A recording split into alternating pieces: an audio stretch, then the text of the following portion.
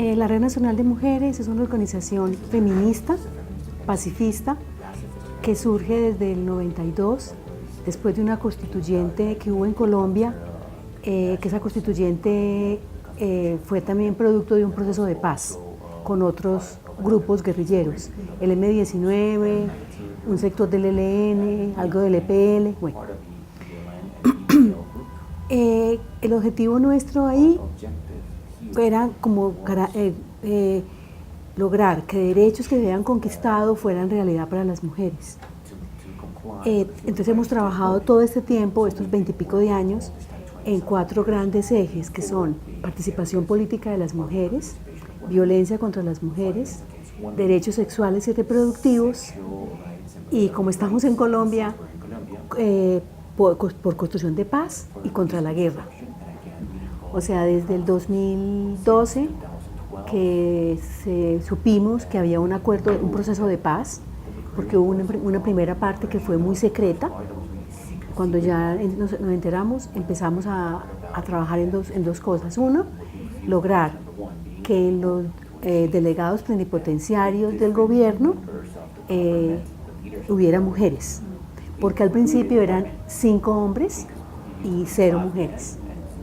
Entonces empezamos a presionar al gobierno para que nombrara mujeres plenipotenciarias, basada siempre en la resolución 1325. Ese era nuestro argumento, porque una paz sostenible requiere que las mujeres construyamos la paz y estemos en ese proceso. Después, y el segundo punto era que el acuerdo tuviera un enfoque de género. ¿Eso qué quiere decir para nosotras? Quiere decir que no es que tuviera un capítulo de mujeres, sino que todo el acuerdo estuviera transversalizado por un enfoque de género y un enfoque diferencial. Entonces empezamos a trabajar, a hacer incidencia ya tanto con la delegación del gobierno como con la delegación de las FARC. Cuando se inició el proceso, después de que se nombró las 2 delegadas plenipotenciarias, que logramos que el gobierno nombrara 2 delegadas mujeres, muy rápidamente en la negociación se definieron tres temas, que era participación política, drogas y reforma agraria. Cuando analizamos esos 3 puntos encontramos que no tenían ningún enfoque de género. Entonces también mandamos comunicaciones tanto al gobierno como a las FARC explicándoles que faltaba, que eso mostraba deficiencias, y esa fue en principio una de las razones por las que la mesa de negociación tomó la decisión de conformar una subcomisión de género. Esa subcomisión de género tenía una obligación y era revisar lo que ya había salido que no tenía enfoque de género y lograr que lo que quedaba faltando tuviera enfoque de género. Entonces ese fue el proceso, y ya el año pasado, en julio, esa subcomisión entregó un documento donde decía cuál era el enfoque de género del acuerdo, y nosotras todo el tiempo, pues como red, como personas, estuvimos trabajando con las mujeres de ambos, tanto del gobierno como de la guerrilla, dándole esta información. También yo creo que la población que más perdió en el segundo acuerdo fue la población LGTBI, porque están consideradas no como ciudadanos, sino como personas vulnerables, que lo que no son. Pero bueno, aunque tuvimos una alianza muy grande en ese momento para defender tanto el enfoque de género como el enfoque diferencial, creo que al perder el sí y ganar el no, el acuerdo tenía que ser menos igualitario y menos con enfoque diferencial, enfoque de género.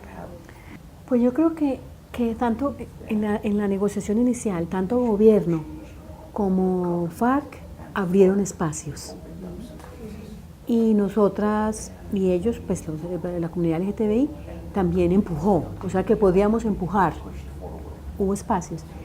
Creo que la dificultad fue en el momento del plebiscito, cuando los grupos fundamentalistas aprovecharon, porque yo creo que no era, porque no es el tema, el acuerdo no tiene nada grande frente al tema distinto a la igualdad. Pero los grupos fundamentalistas aprovecharon eso para hacerle mella al acuerdo y decir pues mentiras que parecen como verdades, y con eso engañar a mucha parte de la población.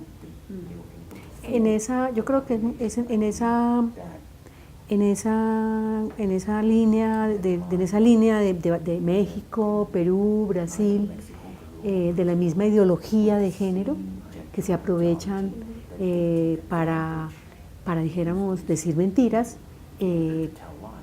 decir mentiras como que van a obligar a que las mujeres sean lesbianas, o que los niños les van a poner falda para que sean homosexuales, y que es parte de la educación.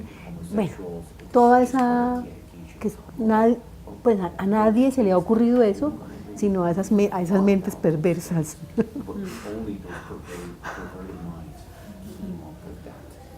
Pero nosotras hemos hecho, hace una semana, lanzamos el 6º informe. Ahora les puedo dar una muestra de ese informe. Y en ese informe lo que hacemos fue, este año, hicimos una evaluación de cómo va la implementación del acuerdo en algunos puntos. Y la idea principal es poder como llamar la atención de que la implementación, con el enfoque de género en la implementación ha sido difícil, por esa misma diferencia que siempre tiene Colombia, de que lo que está escrito no le llega a las personas. Aquí tenemos leyes como la 1257 de violencia, que no se cumple, aunque es una buena ley, pero no se cumple, hay impunidad. Entonces es como para llamar la atención, para lograr que en la implementación del acuerdo esa brecha se disminuya un poco más. No vamos a pedir que se disminuya del todo, porque sería imposible, pero sí ir disminuyendo poco a poco hasta que lo que está escrito sea realidad en las personas, en este caso en las mujeres. Entonces para nosotras la 1325 ha sido una herramienta muy importante siempre, con la que hemos trabajado, es una herramienta de incidencia, con la que trabajamos para que las mujeres seamos, dijéramos, realmente actoras en todo el proceso de construcción de paz.